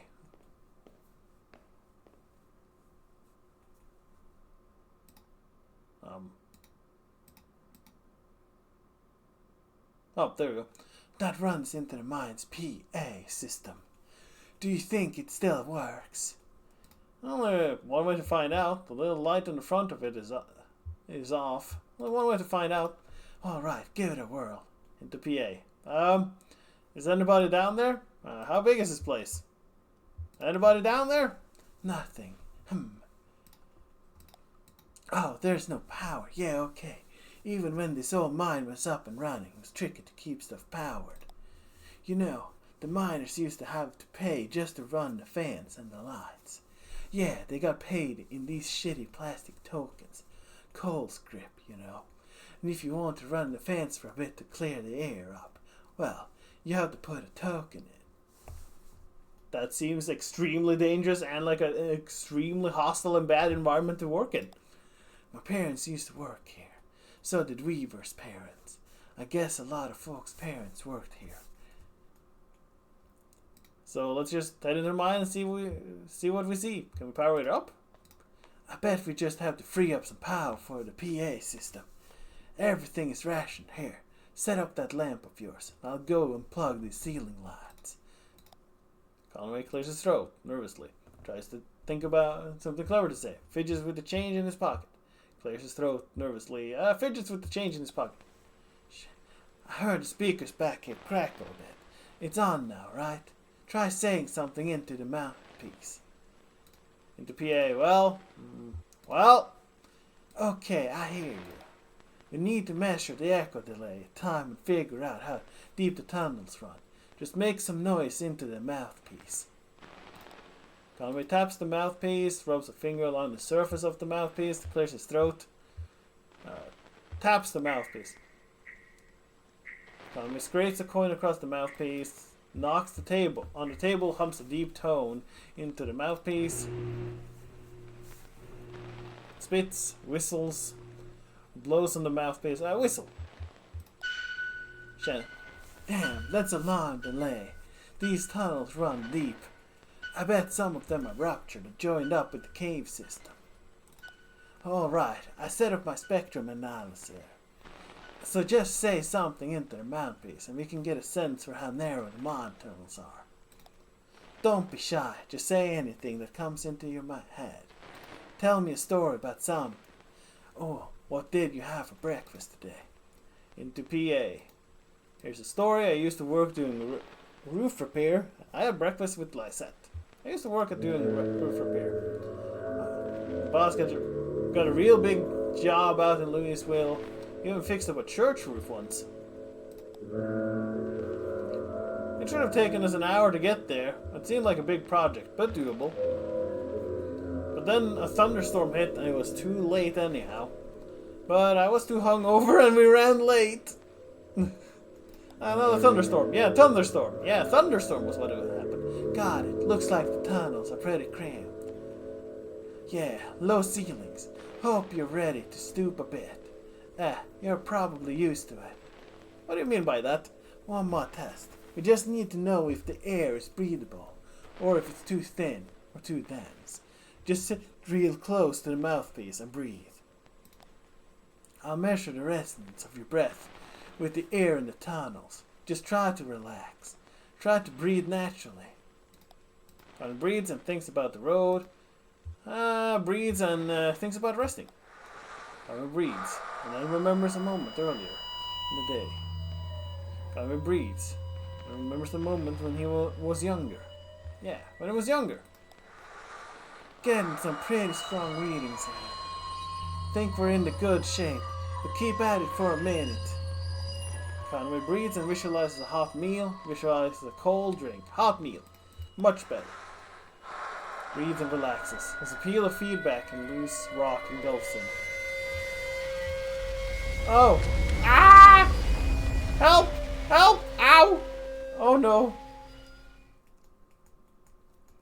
This is unfortunate. Alright, we're in scene 7.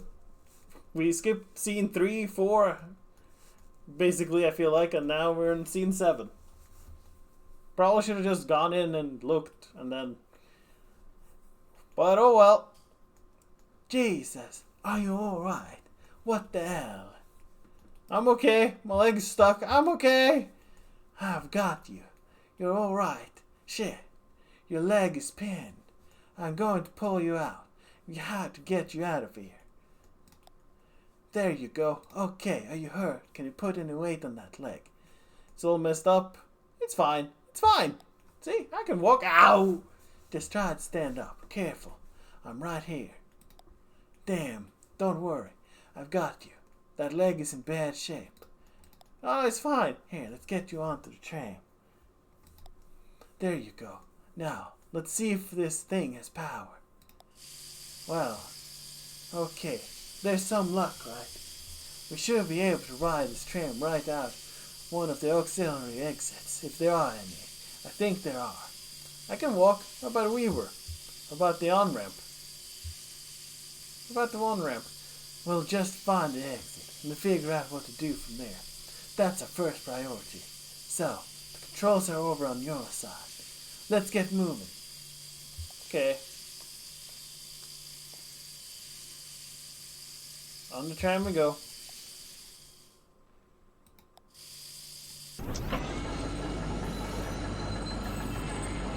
Well, we're tramming.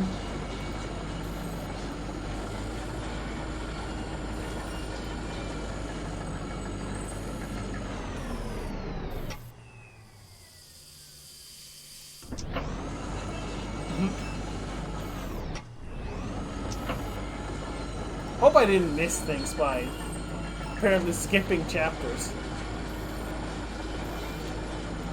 Oh, turntable.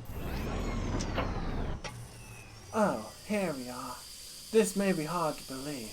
It's hard for me to believe myself. This whole branch was underwater last I heard.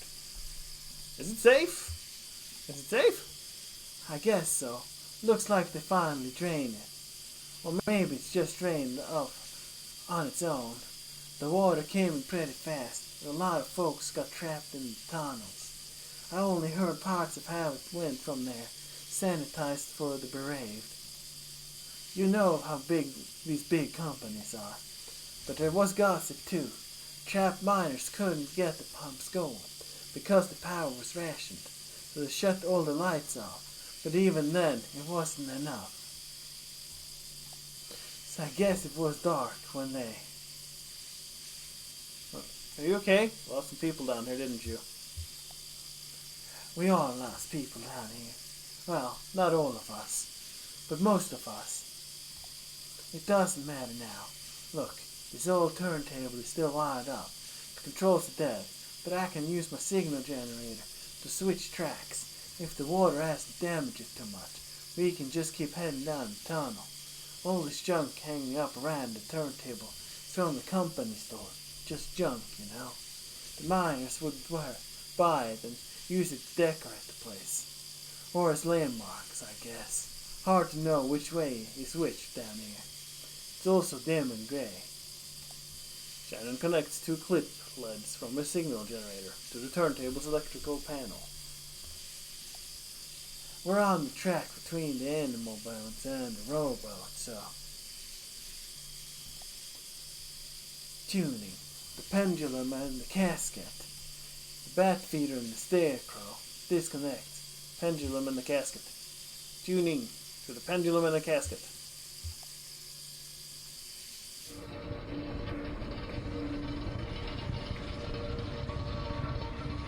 Huh.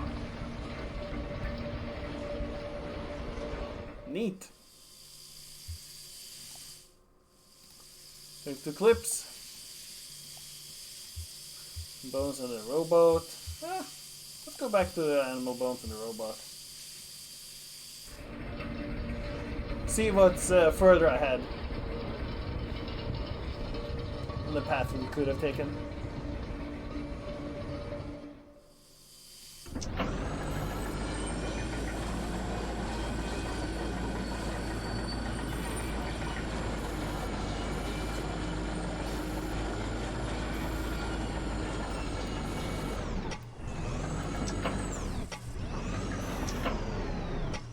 Nothing here? Okay.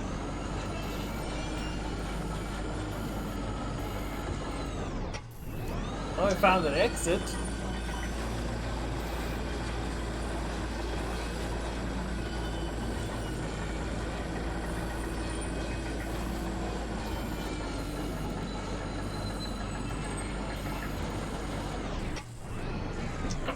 That's not creepy at all to go down with just the electrical thing cracking. Alright, pendulum and a casket. Let's see what we find on those two paths. This is neat though. The ingenuity these people had.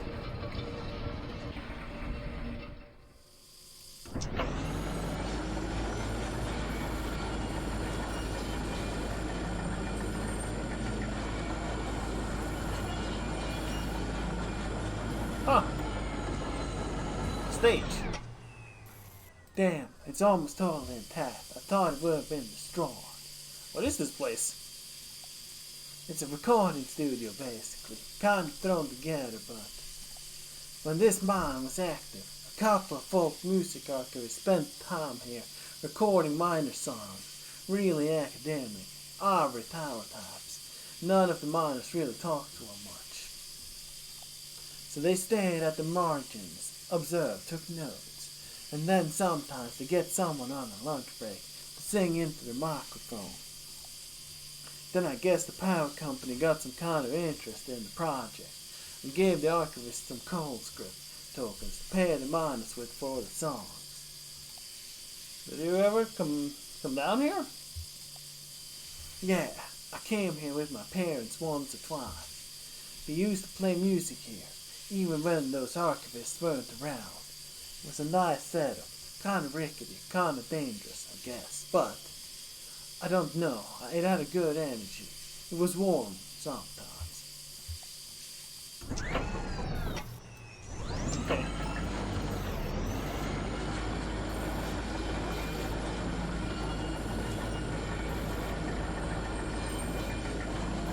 I'm just seeing if there's any, like...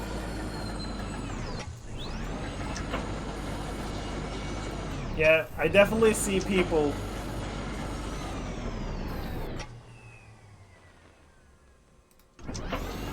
Definitely see people and, like, things in the background.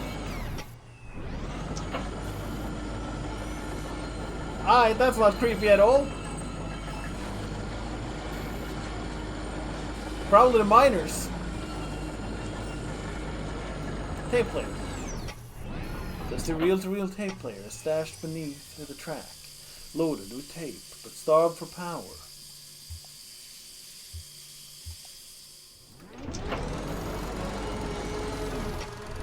Tape recorder and steadily plays an old mining sound.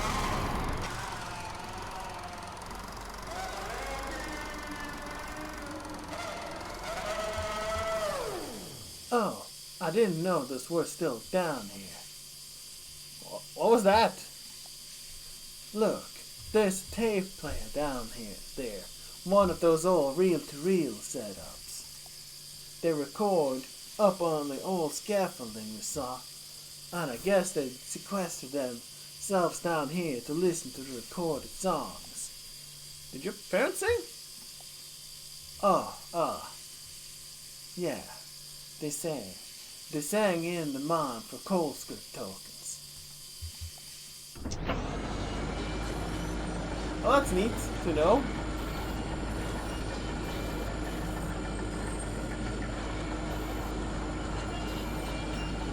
Oh. Well, let's back on the turntable. So this is the way out, potentially. Bat feeder and the scarecrow.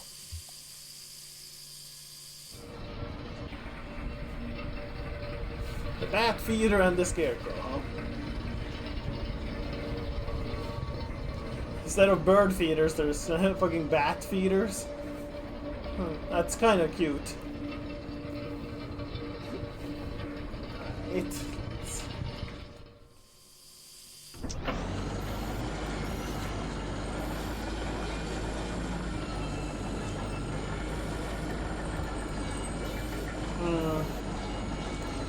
Dead end. Do you hear that? Kind of a muffled rumbling. Maybe we're near water? Maybe near the surface? Near water, maybe? Could be. There was an underground lake around here years ago. I guess that's why they stopped digging so abruptly here. Yeah, that'd probably be a good reason to not keep digging, at least in that direction. Don't go when I get flooded in here.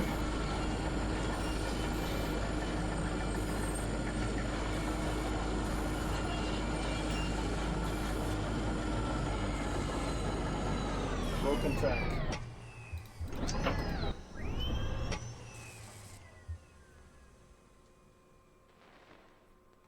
Don't hear anything. The tracks are all messed up here. This tram isn't going any further. I wonder what's down that tunnel. But what if we turn off the light? Damn.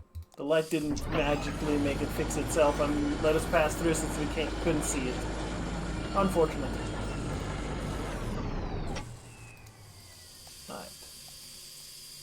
Let's go back. Bones and rowboat.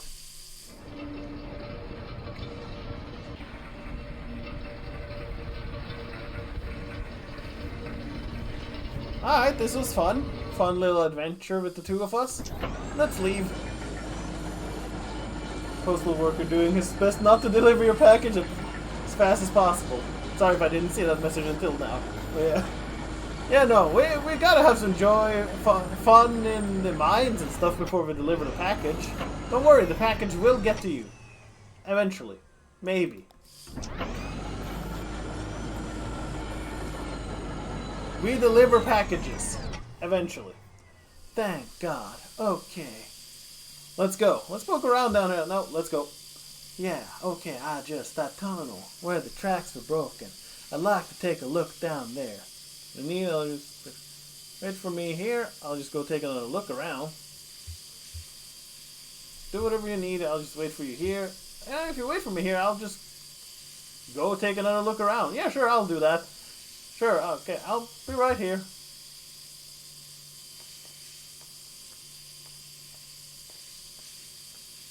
And we never saw Shannon again. Damn it, I needed her to give me the directions. Nope. You know what? My life's not worth it. I'm leaving. Okay, Shannon, how do you die then? What the fuck? Helmets? Some sort of memorial or something for all the miners?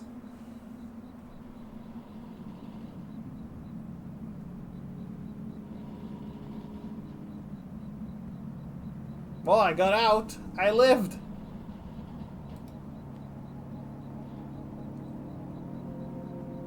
Hey, Blue.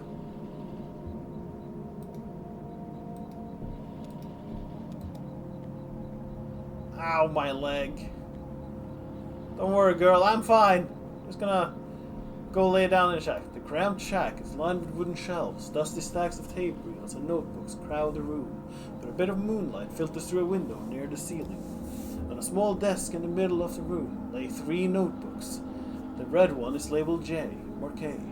The green one is labeled R, Marquet. And the blue one is unlabeled. Open the red notebook. Open the green or blue? Red. Connie opens the red. The pages are covered in disorganized notes, some written horizontally, and others scribbled vertically into margins. A few pages are lined more evenly, divided up into charts correlating seasons, lyrics, harmonies, and coal holes. Open the green. Open the green. On each page is a delicately rendered charcoal drawing. Most are portraits of rugged faces. Near the middle of the book, there are a few drawings of a young girl in a miner's helmet. She plays along the minecart tracks, collecting pieces of wire. In one drawing, another young girl sits nearby, intently studying a book. Conway opens the blue notebook. The notebook is full of Greek letters and cryptic mathematical formulas. Near the back of the book, what first looks like it might be... Oh yeah, this place. Oh, I didn't think you were coming back. These notebooks are labeled Marquet. Your parents are the archivists? No, Weaver's parents are the archivists. My parents were miners. How's the leg? I can walk on it, but it's slow. Oh yeah, no, don't show that pain is happening. We're too manly for that. I can walk it, but it's slow. Well, I'll try not to get too far ahead of you. You don't mind me hitching around, do you? Kinda got a lift out here, and wasn't sure if, when I'd be heading back. I can drive. I can handle it. Yeah, maybe that's best. Yeah, I mean, you know, maybe that's best. Don't worry, I've been driving since I was 9. I still need to find the 0. I guess I should look for another route to Dogwood Drive. I still need to find the 0. Well, it's like I told you, Weaver doesn't lie. If she sent you here to find your on-ramp, this is where you should be looking. Or maybe you just weren't listening closely enough, and that's not exactly what she said. I saw Weaver at my workshop. That's up north by Lake Nolan, right of Wax and Peonia, in the back of the bait shop. Pretty glamorous, right? These are the times we live in. She's either up there or back at the farmhouse. Whichever you want to head to first, just let me know.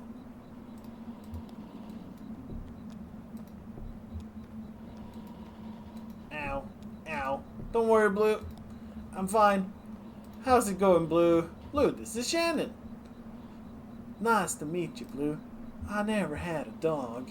Nice to meet you, Blue. I've got some dry banana slices in my bag. Would you like one? Do you help with the driving, Blue? I don't think bananas are good for dogs. I don't remember, so I'm not risking it. Maybe you can help your friend here, too. You help with the drooling, looks like. Maybe you can help your friend here, too. Don't worry about it. I'm fine. Everything's fine.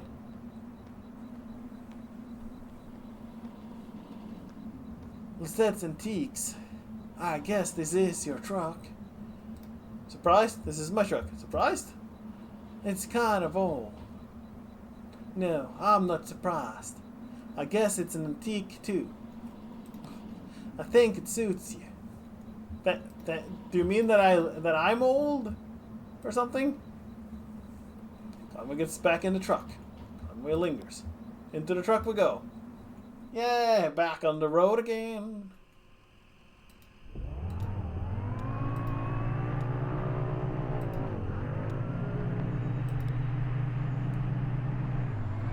Does she give any other information?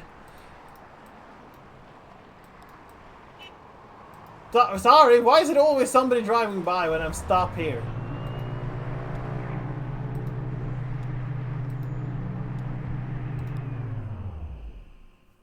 Let's go here, I guess.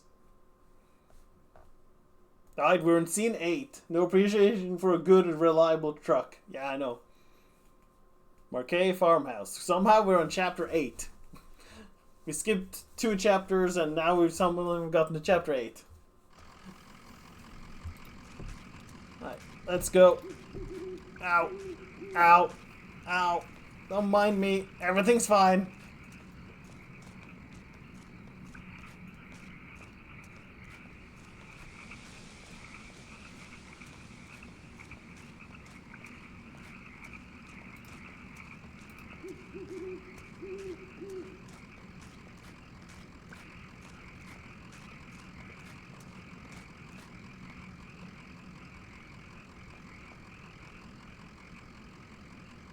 Sorry.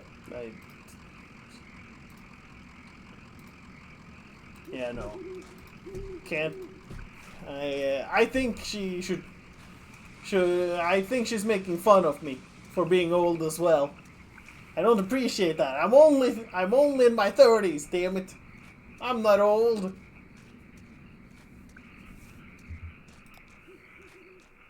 Alright, let's take a look at the graveyard together, I guess. Shannon, there's nobody buried here, you know. It's decorative, I guess. Or it's an art or something. I don't know. Decorative graveyard? What are the names on the headstone? What are the names on the headstone? Nowakowski, Padilla. I don't know those names. Maybe the people who lived here before. I know when they bought this property, it already had a house and everything. And maybe they have some other symbolic meaning. Oh, and look at that headstone. Marquet. I used to think that was for my parents. Now I don't know. What do you mean you don't know? You don't know where your parents are buried? Ed Weaver, you back here? You scamp? You sent me on a wild goose chase, or whatever it's called.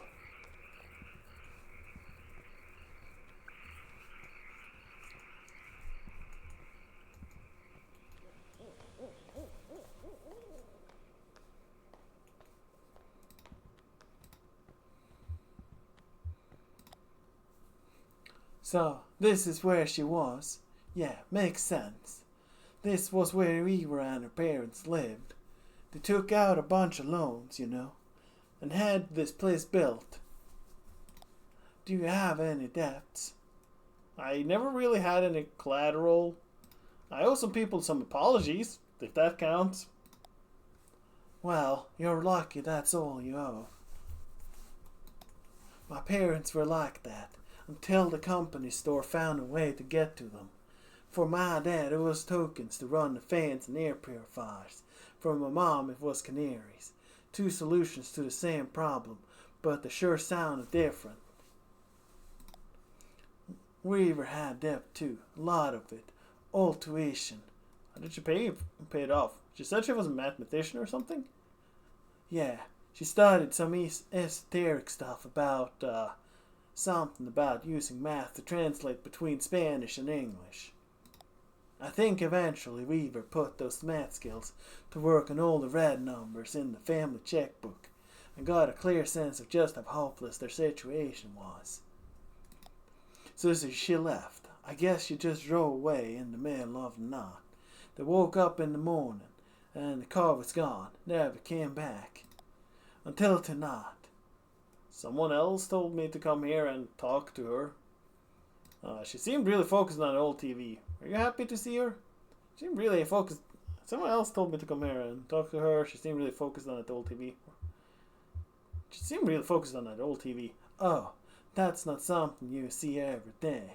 That old TV right there, well, that is the damn antique for you.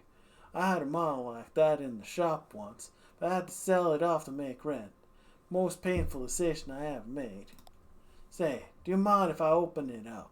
Looks like the dials are all corroded, and the screen is leaking right a bit.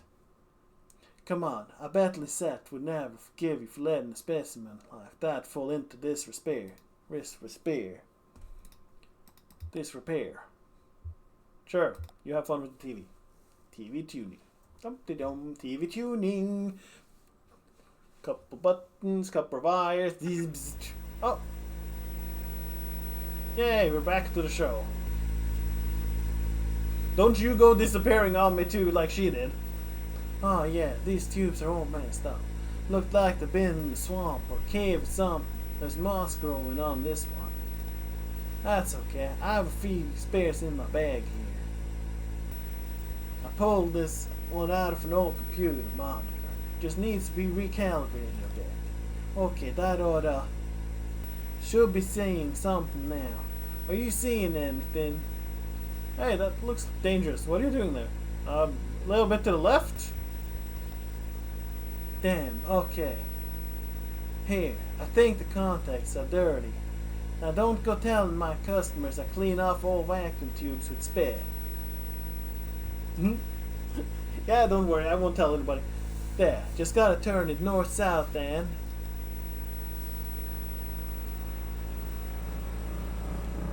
Oh, ominous electronic drone.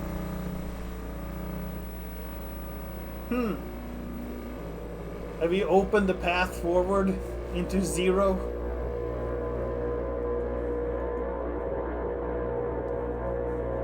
I'm seeing a vision. Me in my truck passing a couple of horses into a glitched landscape.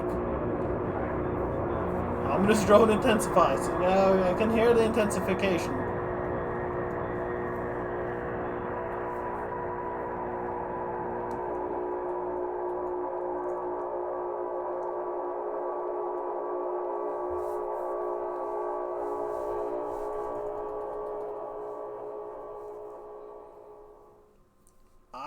Sure.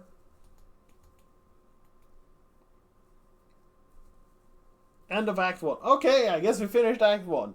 We might jump back and do a quick run through of Act 1 again. Tomorrow. Limit and demonstrations. Because I feel like we missed something in Act 1. Like, there was clearly other stuff happening there. So, we'll see. We'll see if we do a quick going through Chapter 1 again to check the places. Like, for example, we had... Oh, why are we moving? Why are we moving? Hey, game. Oh, no. Don't you move that way, game. Okay, I'm sure everything's fine. Yeah, we'll do maybe a quick playthrough and just see what I missed on the... Because there was clearly something back at the... like the gas station. Like there was another guy there who looked like he was covered in bones or something. So yeah, we'll have to see. because we clearly skipped a couple chapters, and then suddenly we're done with, and then suddenly Act 1 is done. So we'll see. But yeah, that'll be it for today. At least there's sound here now. That'll be it for me today. That was interesting. A little bit like weird, constantly happening. But yeah. Why are you shaking so much? Now it's not shaking. Okay, I don't know what's going on. Oh, it's shaking again.